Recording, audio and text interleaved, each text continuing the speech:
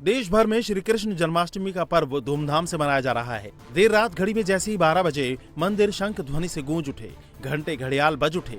भक्तों ने अपने आराध्य भगवान श्री राम के बाल रूप का स्वागत जय कन्हैया लाल की और भय प्रकट गोपाला के जय घोष के साथ किया। मथुरा के जन्मभूमि मंदिर में भगवान का जन्म हुआ। नंदलाल का 1008 कमल पुष्पों से अर्चन किया गया। सोने से सजी चांदी की कामधेनु गाय के दूध से भगवान कृष्ण का अभिषेक किया गया। इसके बाद भगवान को चांदी के कमल पर बिठाकर 5 क्विंटल पंचामृत से स्नान कराया गया। मथुरा से द्वारका और देश के दूसरे शहरों में भी कन्हैया के जन्म का उत्सव बड़ी ही धूमधाम श्रद्धा से मनाया गया। लोगों ने उनका श्रृंगार किया और फिर उन्हें झूला झुलाया। वहीं जन्माष्टमी के मौके पर महाराष्ट्र में आज दही हांडी उत्सव मनाया जाएगा। सीएम एकनाथ शिंदे और डिप्टी सीएम देवेंद्र फडणवीस दही हांडी उत्सव में शामिल होंगे। अगस्त का महीना खत्म होने को है, लेकिन आधे हिंदुस्तान में बाढ़ और बारिश का कहर जारी है। देश के कई राज्यों में भारी बारिश ने जनजीवन अस्त व्यस्त कर दिया है। गुजरात में पिछले 2 दिनों से मूसलाधार बारिश हो रही है। अहमदाबाद में 12 घंटे में 6 इंच बारिश दर्ज की गई। नदियों का जलस्तर बढ़ जाने से नवसारी और वलसाड के निचले इलाके जलमग्न हो गए हैं। मौसम विभाग ने आज गुजरात में 7 जिलों में भारी बारिश का रेड अलर्ट जारी किया है। इसे देखते हुए सभी प्राथमिक स्कूलों में छुट्टी की घोषणा कर दी गई है। वहीं यूपी और राजस्थान के कई जिले बाढ़ बारिश की चपेट में हैं। सीतापुर में शारदा नदी की नहर के पास करीब 20 फीट की सड़क धंस गई, जिसके बाद 4 गांवों में पानी भर गया। कोलकाता रेप मर्डर केस को लेकर विरोध प्रदर्शनों का सिलसिला जारी है। छात्र संगठनों ने आज कोलकाता में न बनना अभियान का ऐलान किया है। इस अभियान के तहत छात्र संगठन बंगाल सरकार के सेक्रेटेरिएट न बनना तक प्रोटेस्ट मार्च करेंगे और सेक्रेटेरिएट का घेराव करेंगे।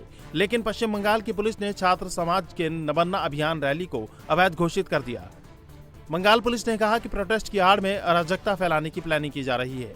बंगाल पुलिस ने छात्र समाज की रैली को रोकने के लिए नबन्ना के पूरे इलाके को छावनी में तब्दील कर दिया है।